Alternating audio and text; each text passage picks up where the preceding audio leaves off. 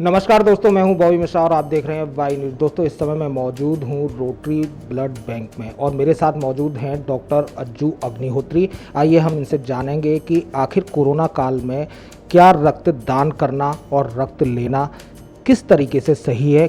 जो भ्रांतियां हैं आम जनमानस में, वह किस तरीके की भ्रांति है। देखिए, कोरोना के समय में अगर रक्तदान की बात की जाए तो रक्तदान उतना ही आवश्यक है जितना किसी भी समय में।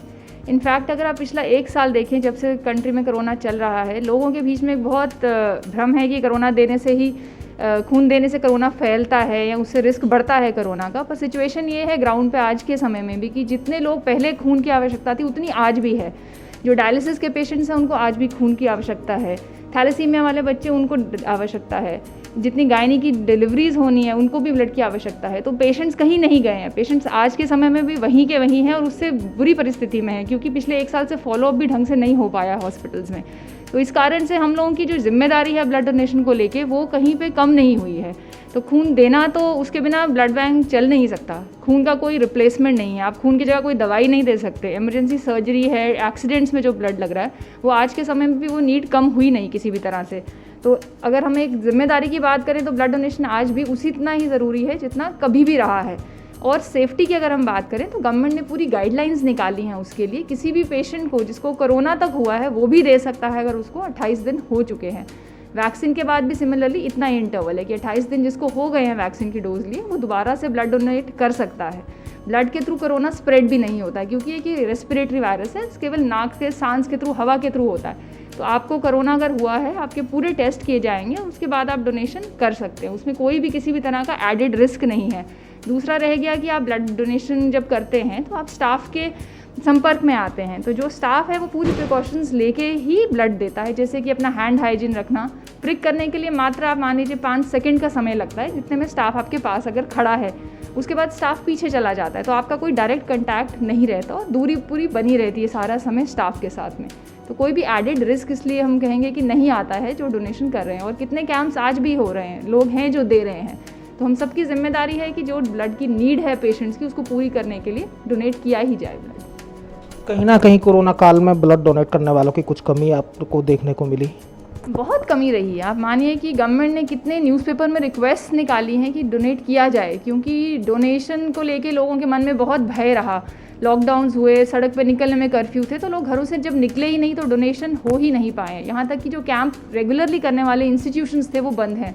स्टूडेंट्स जो बहुत एक्टिवली डोनेट करते हैं वो आज की डेट में वो आ ही नहीं रहे हैं जब कॉलेजेस में, तो डोनेशन कहाँ से आएगी। फैक्ट्रीज बंद हो गई हैं बहुत सारी, और जब फाइनेंशियल लोगों को इतने लॉसेस हुए तो डोनेशन तो उसके बाद की बात आती है। तो कुछ कमी तो आई ही है, नंबर्स हैव गॉन डाउन। वहीं मैं आपसे एक बात और पूछूंगा कि जैसे अपने कान्हा की नगरी मथुरा में बहुत सारे ब्लड बैंक हैं, तो हम अपनी रोटरी बैंक को किस तरीके से, क्या विशेष, क्या अलग मानते हैं?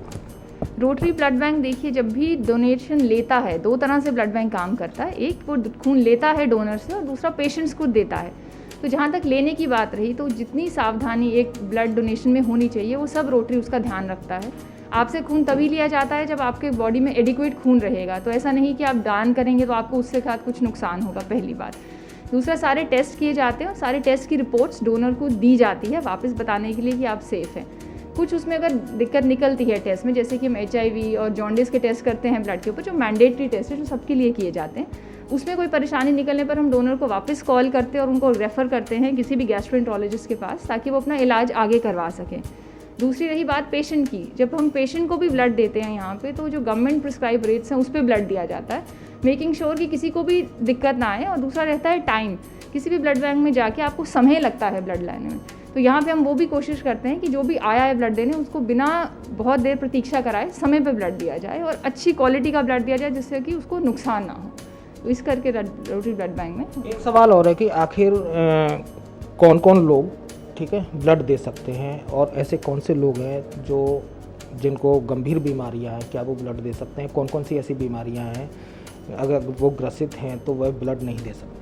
या देखिए, कोई भी जो हेल्दी है, जिसको कोई तरह की कोई लंबी क्रॉनिक डिजीज़ नहीं है, वो ब्लड दे सकता है। यहाँ तक कि आप मानिए जो डायबिटिक्स भी हैं उनको भी हम प्रॉपर टेस्ट करते हैं। अगर वो इंसुलिन नहीं ले रहे वो भी दे सकते हैं। आज के समय में बहुत लोग थायराइड की दवाई खाते हैं, वो भी ब्लड दे सकते हैं।